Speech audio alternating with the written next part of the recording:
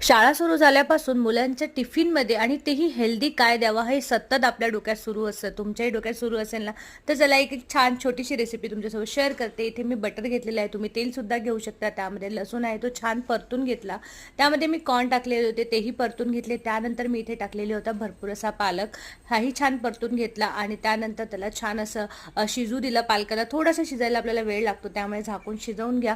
त्यानंतर यामध्ये टाकलेलं होतं पनीर, म्हणजे काही मुलांच्या आवडीचं आणि काही आपल्या आवडीचं, तर दोन्ही मिक्स करून एक छान आपण डिश बनवणार आहोत. त्यानंतर इथे टाकलेले होते थोडेसे हर्ब, थोडंसं मीठ, काळी मिरी टाकलेली होती आणि चवीपुरता थोडासा चाट मसाला सुद्धा तुम्ही याच्यामध्ये ॲड करू शकता.